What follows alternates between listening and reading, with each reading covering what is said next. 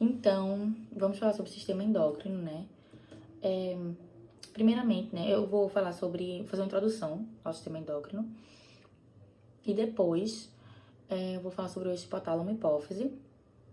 Em outros vídeos, eu dou continuidade a esse assunto do sistema endócrino, né? Englobando apenas os tópicos que a gente viu na 2M. Né? Então, tireoide, paratireoide, pâncreas, adrenal, né, mais ou menos. E aí não vou falar sobre gônadas, porque a gente não estudou gônadas, né, nesse semestre, tá? Mas as gônadas, né, os ovários e testículos também estão inclusos, né, também compõem o sistema endócrino, tá?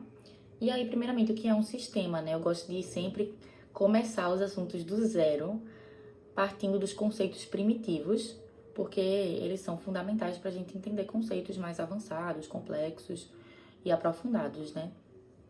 Então vamos voltar um pouquinho, né, até o nascimento e começar da base da base. Eu gosto, né, de ser bem conceitual. Então, o que é um sistema, né? A gente viu na parte do sistema nervoso que o sistema é um conjunto de órgãos no corpo humano, enfim, no corpo animal, que vai ter função, né? Uma função comum. Então, o sistema é um conjunto de órgãos que desempenham uma função comum ou que tem determinadas funções específicas. Então, o sistema endócrino é um conjunto de órgãos que tem como principal função, né? Eu vou dizer assim de maneira grosseira, tá? Que não é como a gente vai encontrar nos livros, nas principais definições, mas tem como principal função produzir ou secretar os hormônios, beleza? Só que, geralmente, quando a gente vê qual é a função do sistema endócrino, né, quando a gente lê, eles colocam que a função do sistema endócrino é a consequência, né, gerada, ou enfim, produzida por essa síntese e secreção dos hormônios. Então, assim, falando mais numa linguagem mais bonitinha, o sistema endócrino tem a função de garantir o fluxo de informação entre diferentes células, possibilitando com isso a integração funcional de todo o organismo. Tá, então tem a função de coordenar funções de todos os sistemas, juntamente ao sistema nervoso, né? E aí eu vou até comentar um pouco mais sobre isso mais pra frente. Mas basicamente, então, se a função do sistema endócrino é promover, garantir esse fluxo de informação entre diferentes células, diferentes tecidos, diferentes órgãos, diferentes sistemas, como é que ocorre esse fluxo de informação? Como é que um órgão que não está junto de outro se comunica, passa uma informação para outro? É através dos hormônios, tá?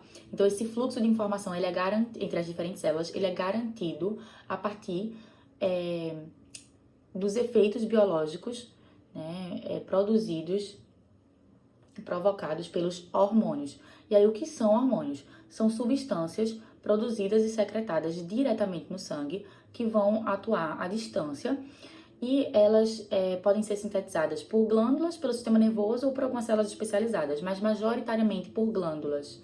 E aí, o que são glândulas?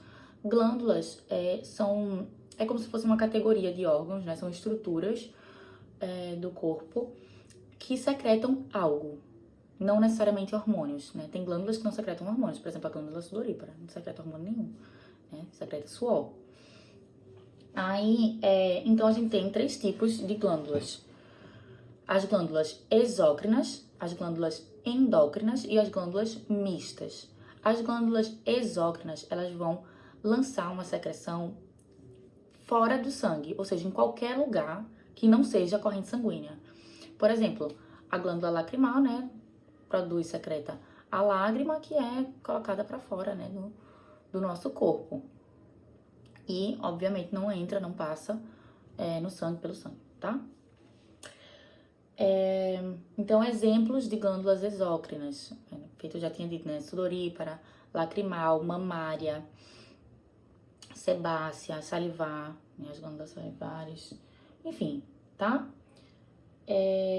As glândulas endócrinas, elas vão lançar uma secreção diretamente no sangue, ok? Por exemplo, né, a hipófise ou a tireoide, as paratireoides, as suprarrenais, tá? E as glândulas anfícrinas ou mistas, elas possuem uma porção exócrina e uma porção endócrina. O que é esse crina que a gente fala tanto, esse sistema endócrino, né? Crinos significa secreção. Então, resumindo, né? Exócrino, crinos, secreção, exo, fora. Então, secreção fora. Fora da onde? Do sangue. Então, ele vai lançar essa secreção em alguma cavidade, alguma estrutura, ou para fora do corpo mesmo, tá? Por exemplo, a gente tem glândulas que produzem muco, secretam, né, muco, como as glândulas do epitélio olfatório, tá? E isso é outro exemplo de glândula exócrina, tá?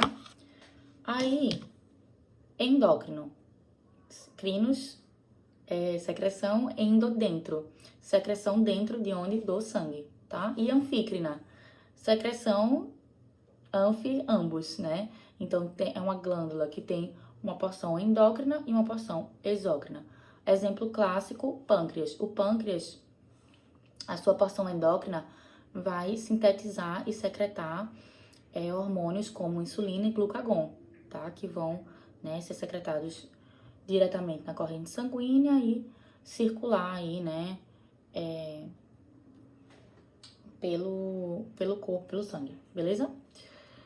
Aí,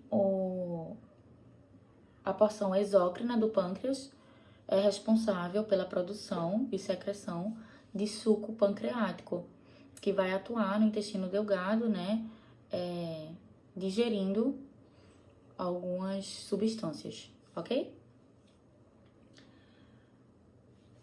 Então, basicamente é isso. Vimos o que são glândulas, o que são hormônios, o que é o sistema endócrino. Mas aí, vamos falar um pouquinho mais sobre, né? Eu gosto muito do sistema endócrino, né? Porque, tipo, eu acho que eu sou uma entusiasta da comunicação. E o que o sistema endócrino faz no corpo é justamente promover essa comunicação entre diferentes órgãos, entre as diversas partes do nosso organismo. E como ela faz isso? Através dos hormônios.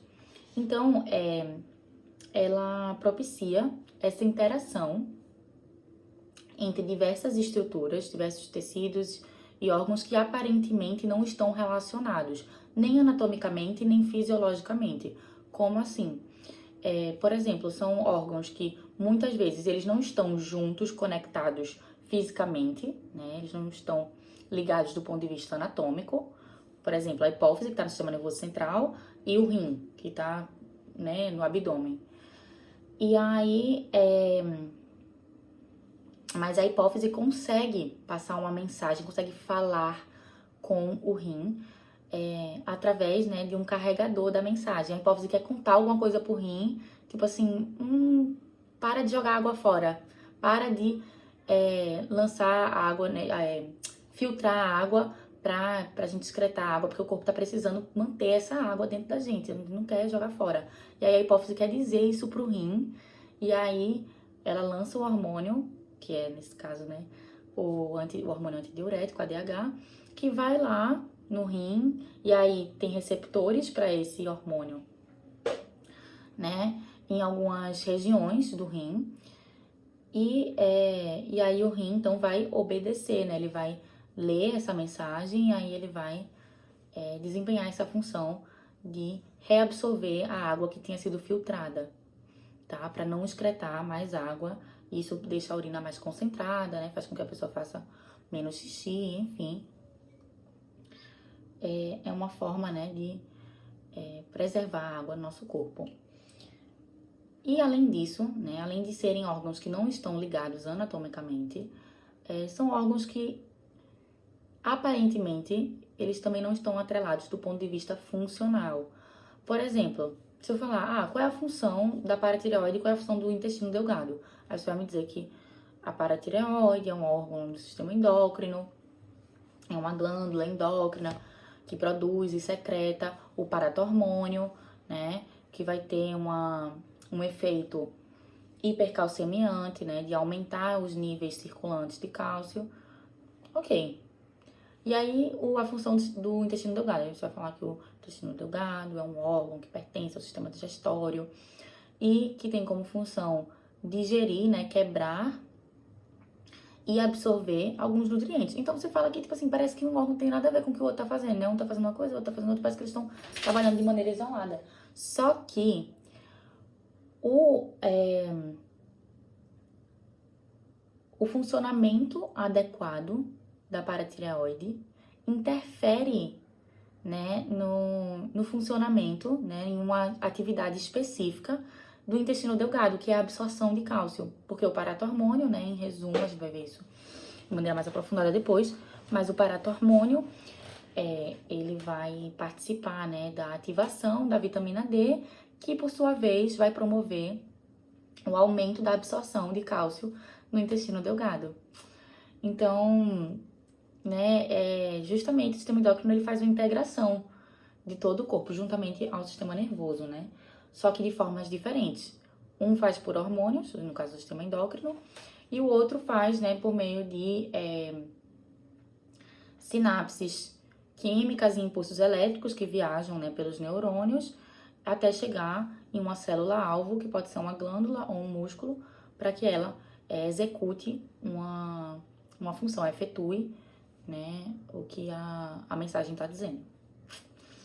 O que aquele impulso elétrico tá ordenando, pedindo, mandando, enfim. Então, comunicação celular. Comunicação ela pode ser direta, por meio de junções comunicantes, ou uma ligação direta entre as células. Isso envolve o contato físico direto entre as estruturas, né? E a comunicação indireta pode ser feita por meio dos neurotransmissores, que são substâncias de alcance curto, que são liberadas pelos neurônios e vão atuar na fenda sináptica. Elas são liberadas em resposta a um potencial de ação e elas vão... elas podem desencadear ou não, né, um potencial de ação no neurônio seguinte ou, enfim, na célula seguinte, beleza? Aí, tem moléculas locais que elas exercem efeito só sobre células vizinhas, que são as parácrinas. Temos os neurohormônios, que são hormônios liberados por neurônios no sangue, e os hormônios, que são mensageiros químicos de longa distância secretados no sangue. Então, os sinais fisiológicos, eles podem ser de natureza elétrica ou de natureza química. A natureza elétrica é literalmente, né, um potencial de ação e a passagem, né, de íons pela membrana, produzindo uma corrente elétrica que vai ser propagada, né, pelos axônios e tal, pelos neurônios, né? E os sinais químicos, eles são mensagens de origem química, no sentido de, tipo, são provocados, né, são dados por substâncias, tá?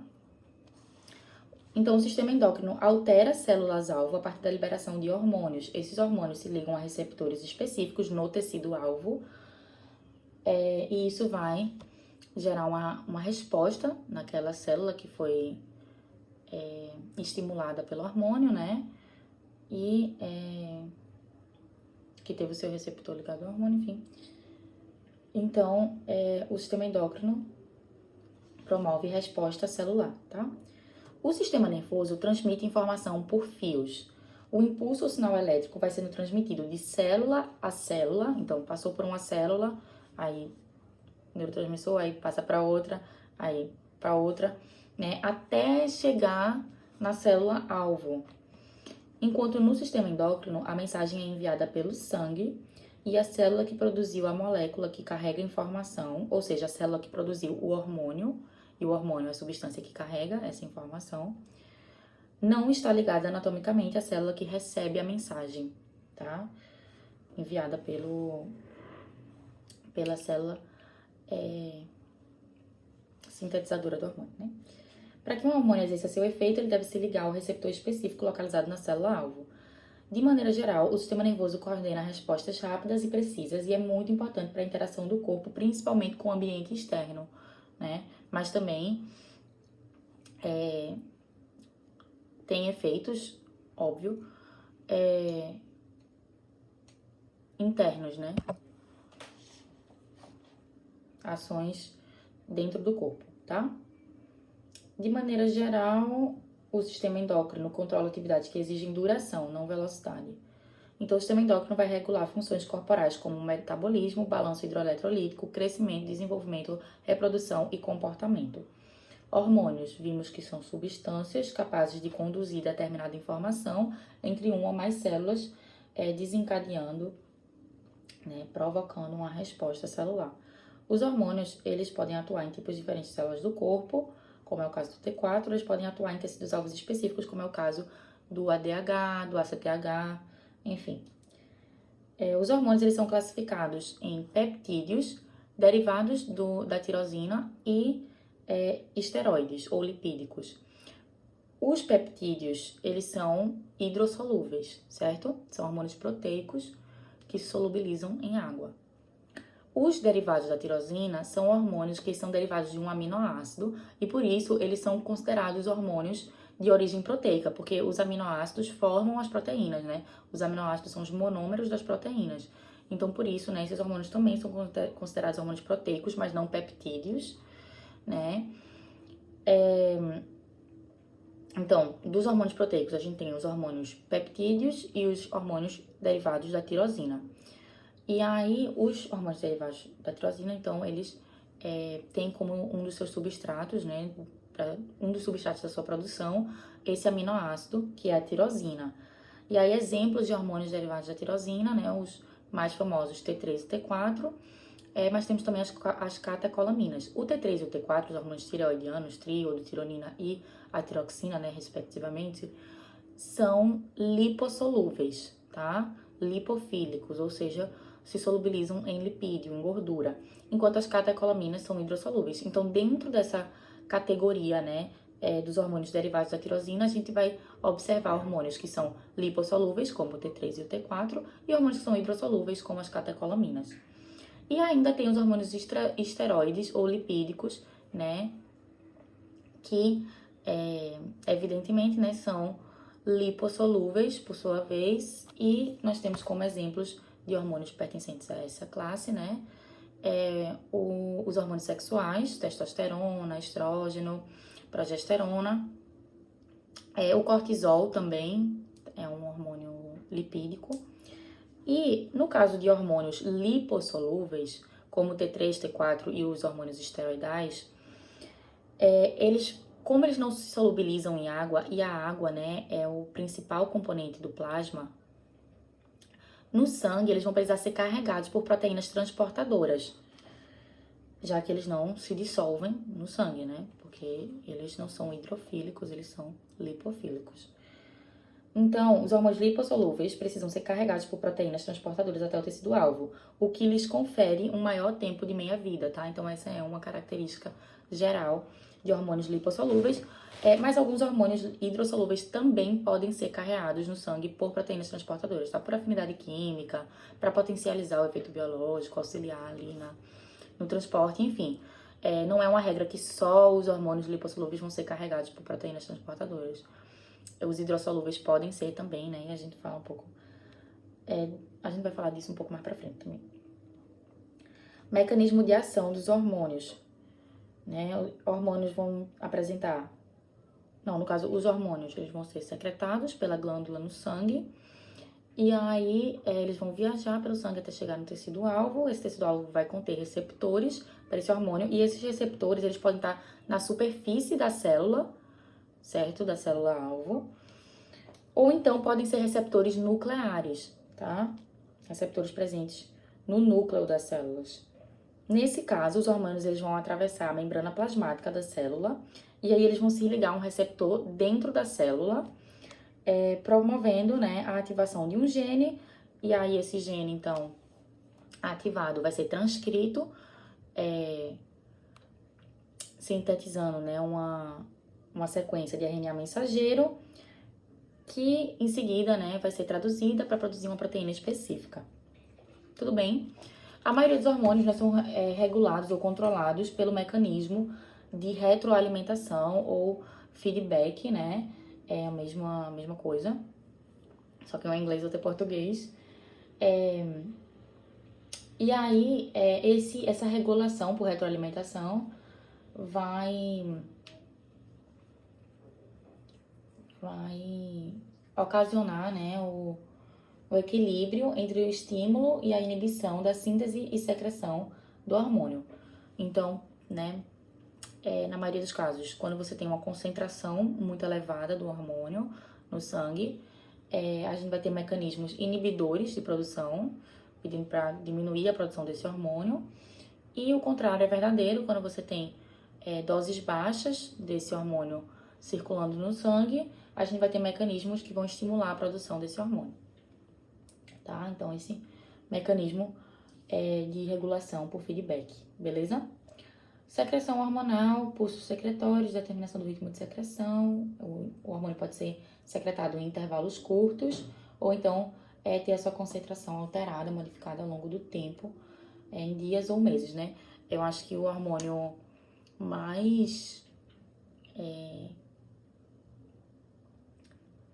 mais característico quando a gente fala dessa questão da concentração ela ser alterada, né, ao longo do dia é o cortisol, né? A gente sabe que quando a gente acorda, a gente exposto ali à luz solar e tal, a gente vai produzir, né, secretar mais cortisol, e ao longo do dia esse cortisol vai baixando.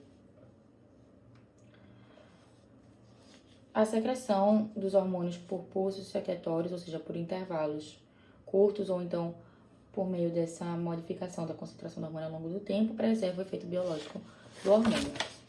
Pronto, aí é isso, a introdução do sistema endócrino, né, bem tranquilo, eu acho. Deixa eu ver se teve alguma coisa que Bruno falou, né, que eu posso trazer também. Hormônios. 3 principais classes de hormônios: os peptídicos, os derivados da tirosina e os esteroidais. Hormônios são substâncias com função endócrina. Elas são produzidas em um local, vão atuar em outro e são liberadas obrigatoriamente no sangue. Para ser chamada de hormônio, tem que ser secretada no sangue, beleza? O sistema endócrino, então, se comunica através de mensageiros químicos, né, que podem ser neurotransmissores, podem ser moléculas, ou podem ser moléculas parácrinas, autócrinas ou endócrinas, né? E aí a gente vai dar um destaque aqui para as moléculas endócrinas, que são os hormônios endócrinos, ou podem ser também os hormônios neuroendócrinos.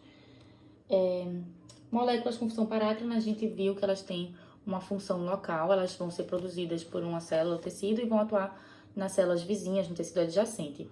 As autócrinas é quando a célula produz e secreta e ela mesma sofre o efeito, né, ela mesma tem receptores para aquela molécula e sofre o efeito, né, provocado, gerado por aquela molécula, tá? Deixa eu ver se tem mais alguma coisa que o Bruno falou. Não, tá? Agora a gente vai ver o eixo hipotálamo hipófise mesmo. Eixo hipotálamo hipófise. Então, o hipotálamo e a hipófise são estruturas pertencentes ao diencéfalo, né? Que é uma região, enfim, do nosso sistema nervoso central. E aí, o hipotálamo, ele está localizado abaixo do tálamo, entre a lâmina terminal e os corpos mamilares. Feito, eu tinha comentado, é uma estrutura do sistema nervoso central, comparado, né, com o todo o tamanho do sistema nervoso central, né? O hipotálamo é uma estrutura pequena, proporcionalmente, né? Ocupa uma pequena parte desse sistema, tá? E o hipotálamo é o centro de integração de funções que visam manter a homeostase. O hipotálamo está relacionado ao bem-estar interno do organismo e é a sede das emoções, tá? Então, sede, fome, sono, também regula a temperatura corporal, né? Controla a pressão sanguínea, enfim.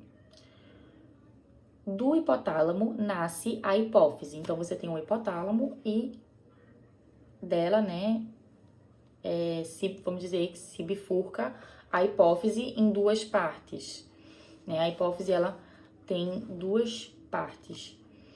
A parte anterior e a parte posterior. A hipófise é uma glândula, chamada também de glândula pituitária, e também é conhecida como glândula mestra. E a hipófise tá alojada em uma cavidade chamada de célula túrcica. Aí a hipófise, então, tem a parte anterior, que é nomeada, né? Tem uma parte anterior que é denominada adenohipófise, que está conectada ao hipotálamo por meio de vasos sanguíneos, então é por um elo vascular exclusivo que parte do hipotálamo e vai para a adenohipófise. E tem a hipófise posterior, que tem uma origem neural, é também chamada de neurohipófise, e que se conecta ao hipotálamo por uma via neural, ou seja, através de neurônios, né, que saem do hipotálamo e vão até a neurohipófise. A adenohipófise, ela produz, armazena e secreta hormônios. A neurohipófise, por sua vez, ela apenas armazena e secreta os hormônios. Então, a neurohipófise N de não produz hormônios. A neurohipófise, ela secreta hormônios produzidos pelo hipotálamo. Então, o hipotálamo, ele produziu, por exemplo, acho que a ocitocina é do hipotálamo, né? Ocitocina, e aí o hipotálamo vai mandar a ocitocina através de células nervosas, né, para a neurohipófise. A neurohipófise guarda essa ocitocina, quando houver o estímulo, ela lança no sangue, ela secreta, libera, né, o hormônio produzido pelo hipotálamo. Então, resumindo, neurohipófise, que é a hipófise posterior, não sintetiza hormônios, apenas armazena e secreta hormônios produzidos pelo hipotálamo. Já a adenohipófise, a hipófise anterior, ela produz, armazena e secreta hormônios, né, por estímulo do hipotálamo, né, por estímulo, mais especificamente, de hormônios hipotalâmicos. Então, o hipotálamo vai produzir alguns hormônios que vão estimular a hipófise a produzir outros hormônios ou a parar de produzir, beleza? Então, como é que acontece, né? Vamos ver. Secreção de hormônios feitas por neurônios peptidérgicos.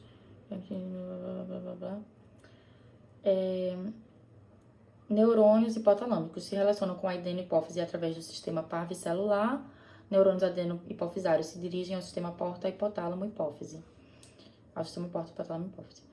E os neurônios hipotalâmicos também se relacionam com a neurohipófise, mas é através do sistema magnocelular, em que os neurônios neurohipofisários com corpos celulares maiores, que vão estar localizados no núcleo paraventricular e no núcleo supraóptico, vão ter longos axônios que se dirigem, né, à neurohipófise.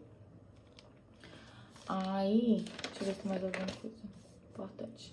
Hipotálamo, região do encéfalo, que é a sede das emoções. O hipotálamo também é glândula e produz hormônios como o hormônio antidiurético, o ADH, e a ocitocina, que ficam armazenados na neurohipófise. A neurohipófise é uma região da hipófise que está conectada com o hipotálamo por neurônios. E o hipotálamo também produz hormônios que vão estimular a adenohipófise, que é uma região da hipófise conectada com o hipotálamo por vasos sanguíneos. E aí, esses hormônios, exemplos de hormônios produzidos pelo hipotálamo que vão estimular a hipófise são os releasing hormones, os hormônios liberadores, por exemplo, o TRH. O hipotálamo produz TRH, lança no sangue, e aí ele vai estimular a adenohipófise a produzir TSH, que é o hormônio estimulador da tireoide. E aí a adenohipófise produz, secreta TSH, e esse TSH vai estimular, por sua vez, a tireoide a produzir os hormônios tireoidianos T3 e T4. Então, veja como é um sistema, né, de degraus, tá? Aí, vamos lá. Deixa eu ver se tem alguma coisa que o Bruno colocou.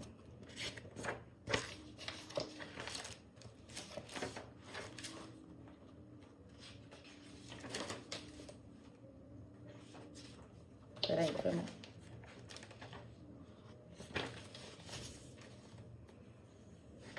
Ó.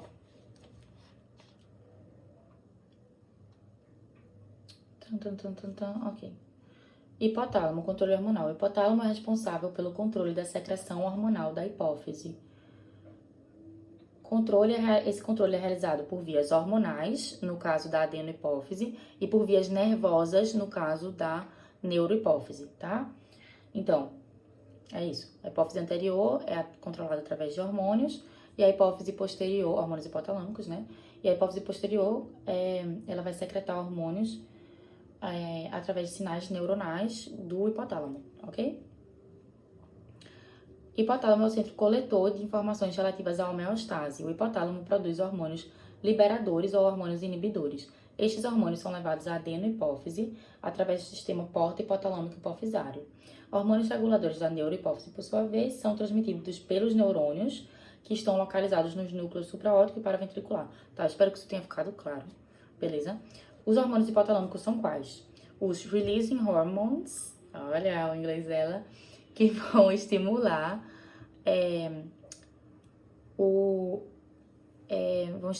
né, as células da adenohipófise a produzirem e secretarem determinado tipo de hormônio. No caso, o TRH vai estimular a adenohipófise a liberar, né, TSH. No caso de, sei lá, deixa eu ver.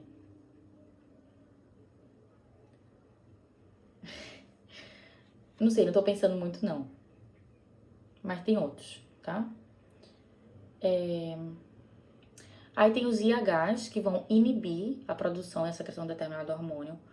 Produção ou a secreção de determinado hormônio na adenohipófise, tá? E tem os hormônios hipotalâmicos, que são secretados pela neurohipófise, que são o ADH, hormônio antidiurético, e a ocitocina. Hipófise anterior. Quais são os hormônios produzidos pela hipófise anterior? Pela adenohipófise. O GH, o hormônio do crescimento. O ACTH, o hormônio estimulador, né, do córtex da adrenal. O TSH, o hormônio estimulador da tireoide. O FSH e o LH, que são estimuladores das gônadas. E a prolactina, beleza? O GH e a prolactina podem realizar suas funções diretamente a partir de sua produção. Já os outros hormônios sintetizados pela adenohipófise, né, a CTH, TSH, FSH e LH, atuam através de glândulas ou órgãos intermediários, beleza? Aí o GH, né, que é o hormônio do crescimento, é um hormônio peptídico que possui 191 aminoácidos, é um hormônio, né, relativamente leve, também chamado de hormônio somatotrópico ou somatotropina. Quais são as funções do GH? Aumentar o tamanho das células, aumentar o número de mitoses, promove a multiplicação e diferenciação de alguns tipos celulares. Então, tanto promove a hiperplasia, como também a hipertrofia, ou seja, a hiperplasia é o aumento do número, né, da quantidade de células em um tecido, em um órgão. E a hipertrofia é o crescimento dessas células, é o aumento da célula em tamanho. Aí, o GH também deposita proteínas em tecidos, aumentando a captação de aminoácidos, aumenta a síntese proteica, aumenta a transcrição de proteínas e diminui o catabolismo, né, a quebra das proteínas e dos aminoácidos. O GH utiliza ácidos graxos como energia, aumentando os níveis circulantes de ácido graxo, aumentando também a massa magra, né, porque você vai estar consumindo a massa gorda, né. O excesso de GH induz efeito cetogênico, então aumenta a acidose metabólica, né? Porque a acidose sanguínea, porque você vai estar metabolizando lipídios, né? Que tem como produto, então, corpos cetônicos, que vão causar essa acidificação, né? Ou a diminuição do pH do sangue. pH sanguíneo. É isso. Aí, o GH reduz a utilização de carboidratos como energia, então diminui a captação de glicose, aumenta a produção hepática de glicose e aumenta a secreção de insulina, tá? E o GH também promove o crescimento das cartilagens e ossos, aumentando o depósito de proteínas pelas células osteogênicas e pelos condrócitos, aumenta a replicação dessas células osteogênicas e aumenta a quantidade de osteoblastos. convertendo condrócitos, né, em células osteogênicas. GH realiza as funções através da produção de somatomedinas. Então, no fígado, o GH vai induzir a síntese das somatomedinas, né? A somatomedina principal é a IGF-1, ou fator semelhante à insulina, que vai promover a síntese de DNA e RNA, síntese proteica, crescimento e colágeno, tanto no fígado como também em outros órgãos, como ossos, coração e, enfim, outros, beleza? Então, o GH, ele tem uma atuação direta e uma atuação indireta. A atuação direta do GH, né, no fígado, é aumentar a síntese proteica, aumenta a gliconeogênese, aumenta a síntese de RNA, aumenta a utilização de glicose, aumenta a utilização de glicose. Ok, no fígado, né? Tudo bem. E no fígado ainda induz a produção de somatomedinas, a principal delas, né? A somatomedina C, o fator semelhante à insulina 1, o IGF-1. E aí o GH, a atuação direta dele no músculo, promovendo maior captação de aminoácidos, aumento da síntese proteica, massa magra, reduzindo captação de glicose. E no tecido adiposo, promove a lipólise e libera ácidos graxos, né? E aumentando o consumo desses ácidos graxos. E a atuação indireta do GH é por meio, né, do IGF-1, que também vai ter esses mesmos efeitos. Aumentar a síntese proteica, aumentar o número de células e tamanho dessas células. E é isso. Regulação do GH. O GH-RH, que é o hormônio liberador do hormônio do crescimento, produzido pelo hipotálamo no núcleo ventromedial, vai regular a secreção de GH, né, na adenohipófise. O hormônio inibidor é a somatostatina. Sabia não. Enfim, tá aqui escrito.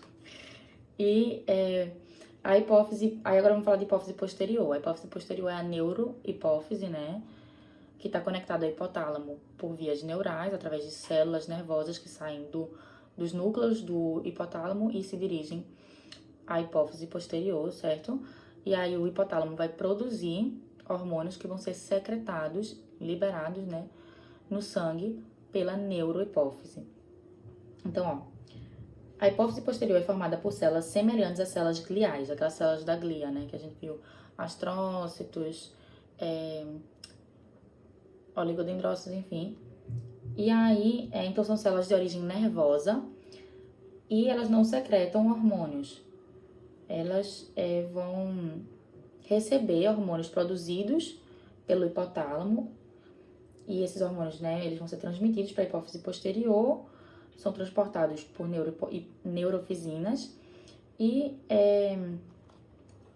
a neurohipófise apenas secreta eles, beleza? Armazena e secreta. E aí, quais são os hormônios secretados, né, pela neurohipófise produzidos no hipotálamo?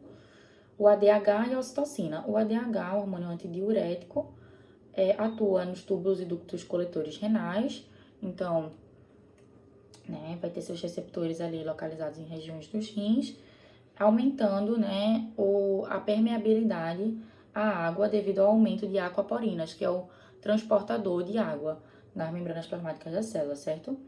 Então, ele aumenta a reabsorção de água, fazendo com que mais água que tinha sido filtrada pelo rim e que ia ser excretada volte para o sangue e deixando a urina mais concentrada e diminuindo, né, o volume de urina.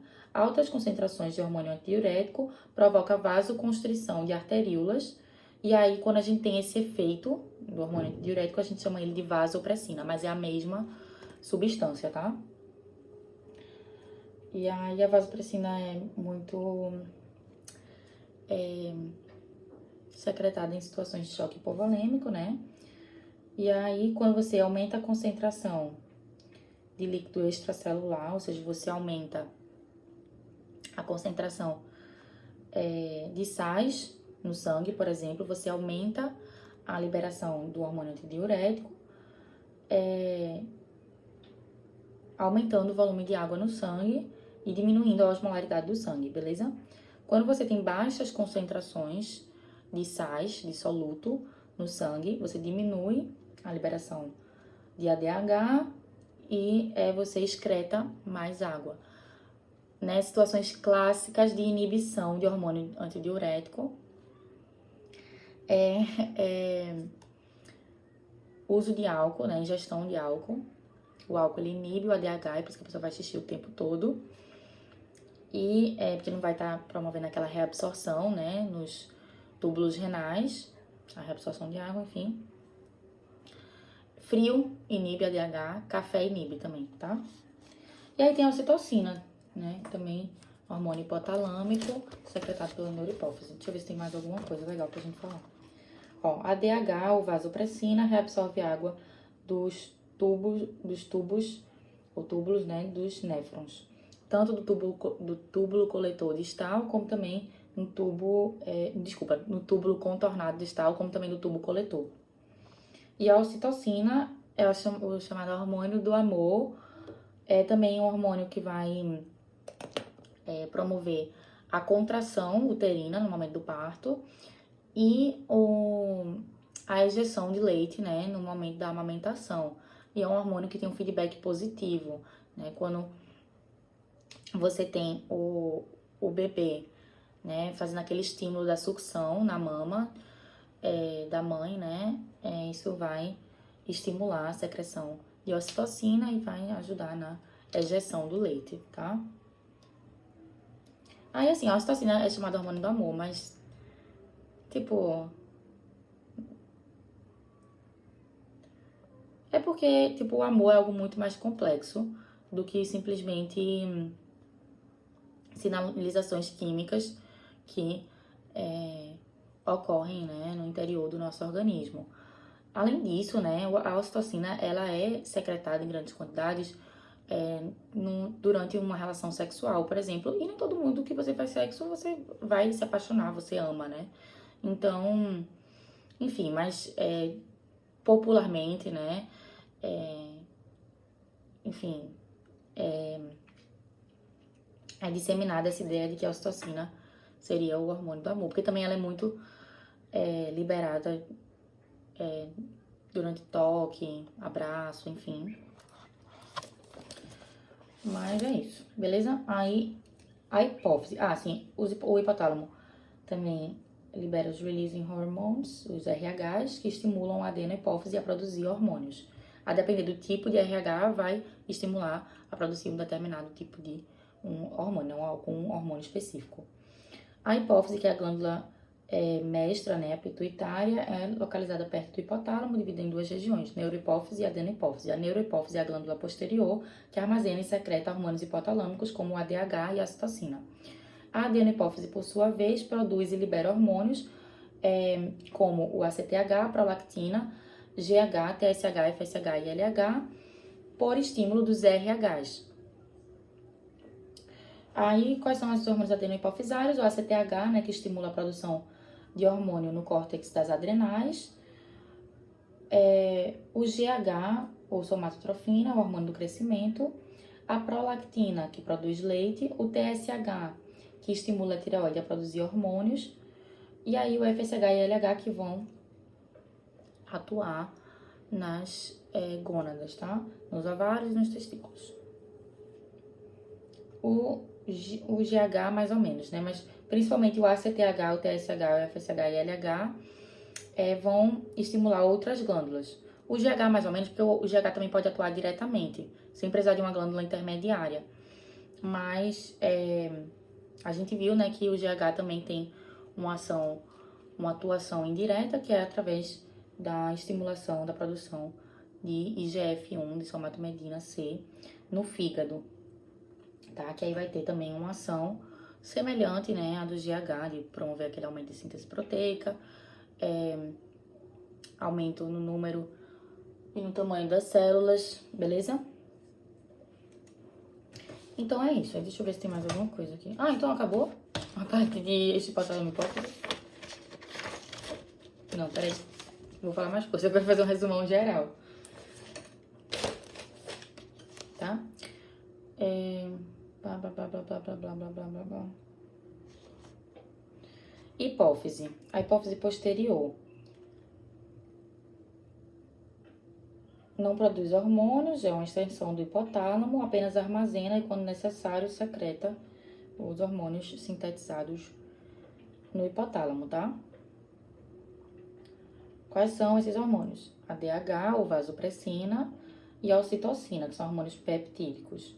O hormônio antidiurético aumenta a reabsorção de água, tornando a urina mais concentrada e menos volumosa. É secretada quando osmorreceptores detectam alta concentração de soluto no líquido extracelular. A vasopressina é quando o ADH ele atua em músculos lisos, promovendo a contração, né, dos vasos e diminuindo a perda de sangue, tá? A contração do músculo liso arteriolar aumenta a pressão arterial, beleza.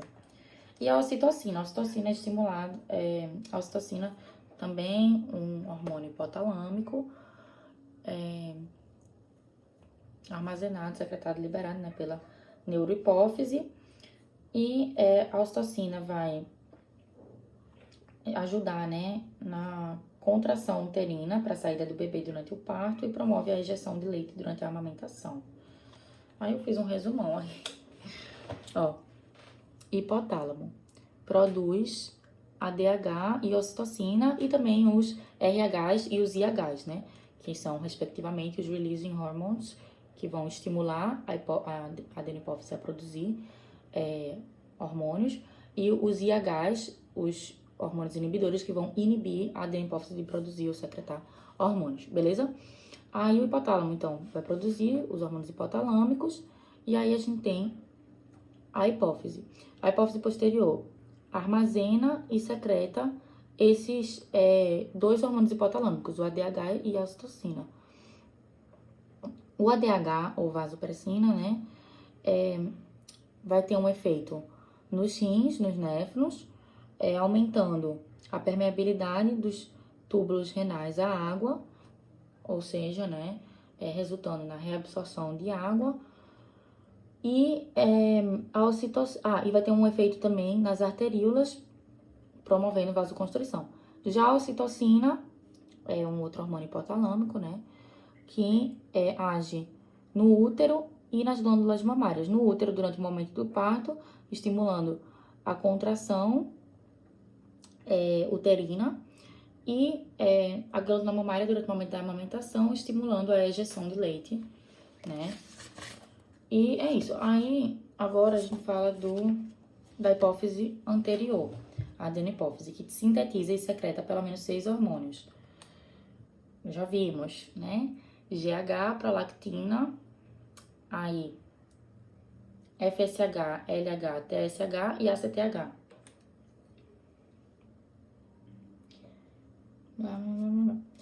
Regulação